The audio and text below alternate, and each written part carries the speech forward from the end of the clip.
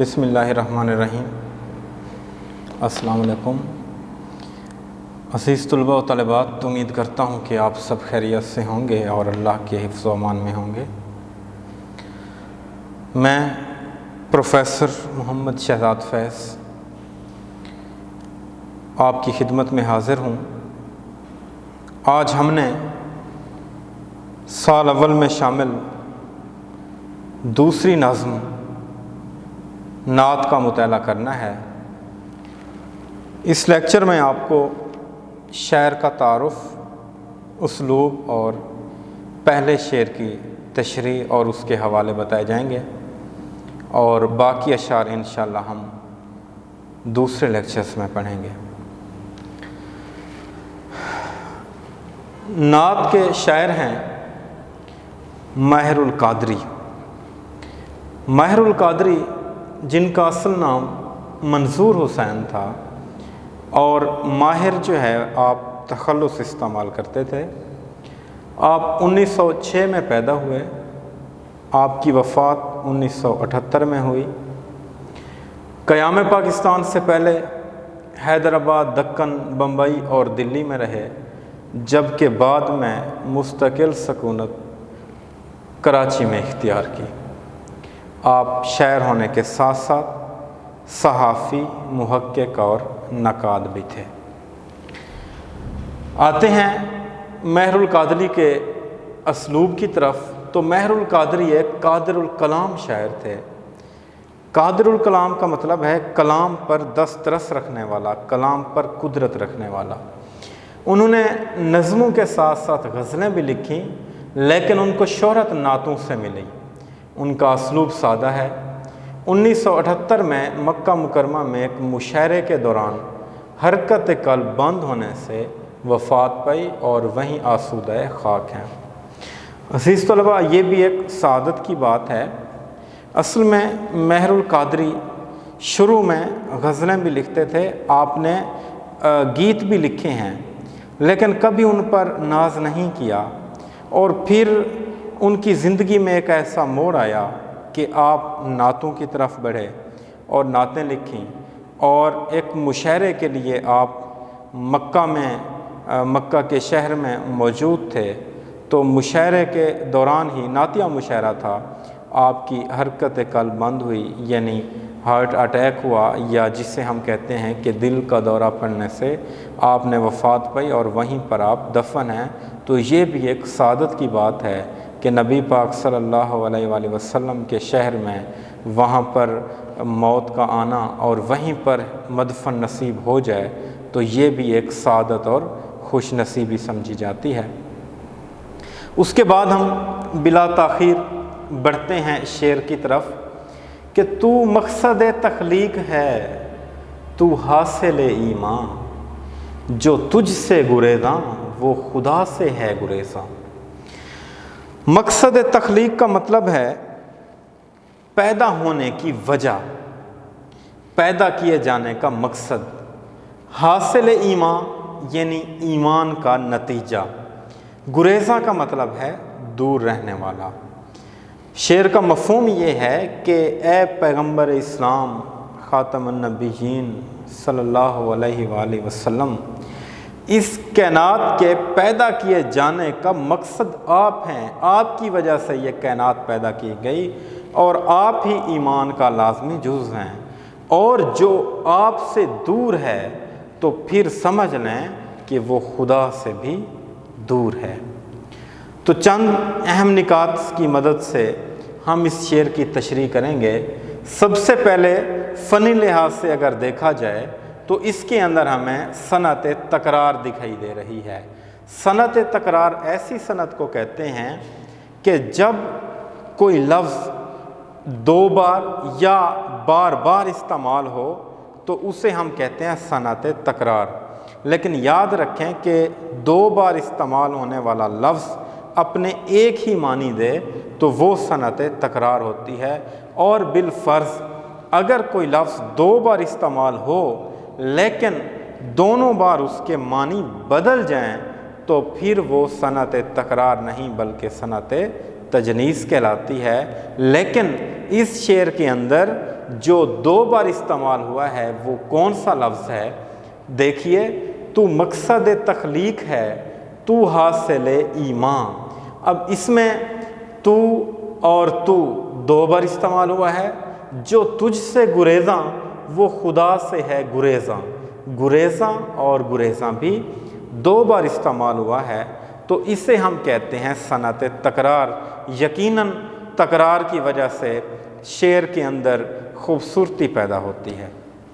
اس کے بعد اس شعر کے اندر جو اہم نکتہ بیان کیا گیا وہ یہ ہے کہ یہ جو کائنات بنائی گئی ہے، اس کائنات کے بنانے کی وجہ کیا ہے، مقصد کیا ہے، اللہ تعالیٰ نے کس مقصد کے تحت اس اتنی بڑی کائنات کو پیدا کیا ہے۔ یاد رکھیں، جو ہمیں نظر آ رہی ہے یہ دنیا، یہ تو کائنات کے مقابلے میں ایک معمولی سا جز ہے۔ کائنات میں اس زمین کی مثال ایسے ہے کہ جیسے ایک بہت بڑے میدان میں ایک چھوٹی سی گیند کو رکھ دیا جائے۔ تو کہنے کا مطلب یہ ہے کہ اتنی بڑی کائنات بنانے کا مقصد کیا تھا۔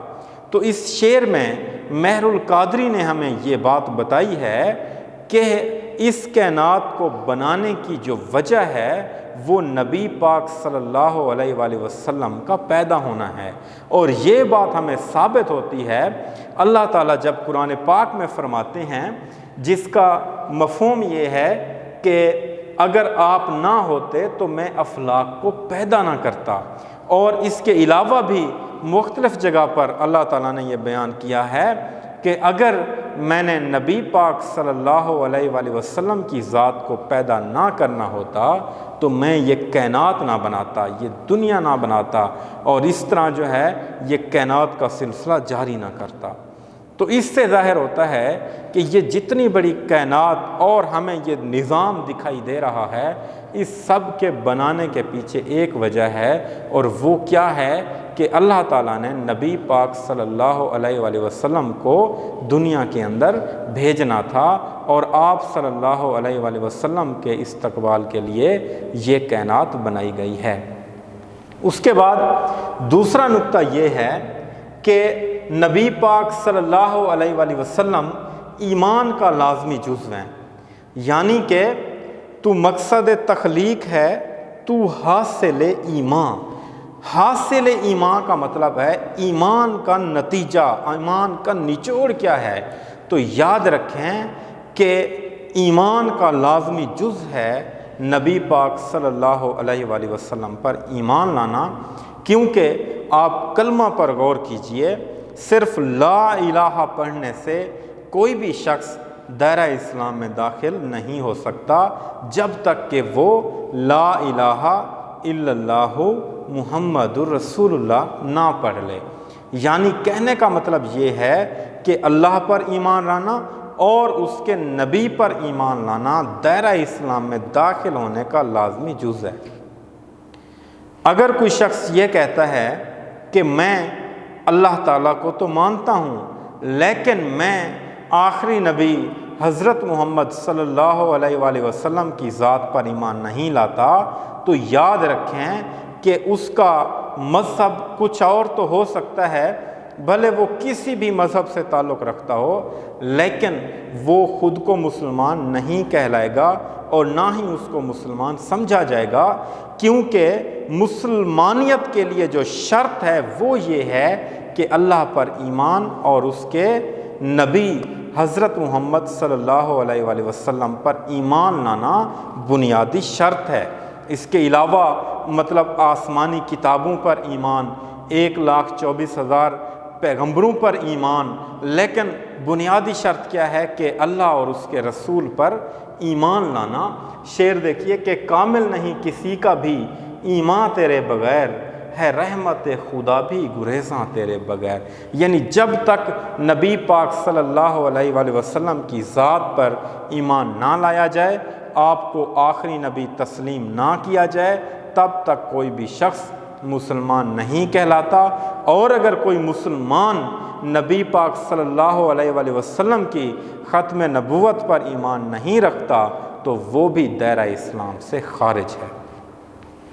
اس کے علاوہ ایک اور نقطہ یہ ہے کہ آپ صلی اللہ علیہ وسلم کا منکر خدا کی ذات کا منکر ہے۔ تو بات یہ ہے کہ اس بات کو آپ صرف اس جو ہے اللہ تعالیٰ نے جو قرآن پاک میں فرمایا ہے اس آیت سے، اس کے مفہوم سے اندازہ لگائیں کہ جس نے رسول کی اطاعت کی گویا اس نے اللہ کی اطاعت کی۔ اور اسی طرح حدیث پاک کا بھی مفہوم ہے کہ اگر تم اللہ تعالیٰ کی خوشنودی چاہتے ہو تو آؤ میری پیروی کرو، اللہ تعالیٰ بھی آپ سے محبت کرے گا۔ تو بات ثابت ہو جاتی ہے کہ اگر کوئی شخص یہ کہتا ہے کہ یا اللہ میں آپ کو تو مانتا ہوں، آپ کو تو سجدہ کرتا ہوں، لیکن میں آپ کے محبوب کو، آپ کے نبی کو نہیں مانتا، تو اس کا مطلب یہ ہے کہ اللہ تعالیٰ ایسے منکر شخص سے دور رہتے ہیں، کیونکہ اللہ تعالیٰ فرماتے ہیں کہ جو میری خوشنودی ہے وہ اس میں ہے کہ مجھ پر ایمان لانے کے ساتھ ساتھ میرے نبی کی اطاعت کی جائے، اور دراصل نبی کی اطاعت ہی اللہ تعالیٰ کی اطاعت ہے۔ شعر دیکھیے، نہ جب تک کٹ مروں میں خواجہ یثرب کی حرمت پر، خدا شاہد ہے کامل میرا ایمان ہو نہیں سکتا۔ تو مختصر یہ کہ اسلام میں داخل ہونے کے لیے جو بنیادی شرط ہے وہ اللہ اور اس کے رسول پر ایمان لانا ہے۔ اگر اس بات میں ذرا سی ہچکچاہٹ، ذرا سی اس بات کے اندر کوئی شک آ گیا ہے، کوئی وہم آ گیا ہے، تو پھر ایمان مکمل نہیں ہو سکتا۔ تو آج کے لیے اتنا ہی، باقی اگلے اشعار کی تشریح ہم باقی لیکچر میں پڑھیں گے۔ اگر کسی کا کوئی سوال باقی ہو تو آپ کومنٹ سیکشن میں ضرور بتائیے گا۔ اپنا بہت سارا خیال رکھنا، اگلے لیکچر میں پھر ملاقات ہوگی۔ اللہ حافظ۔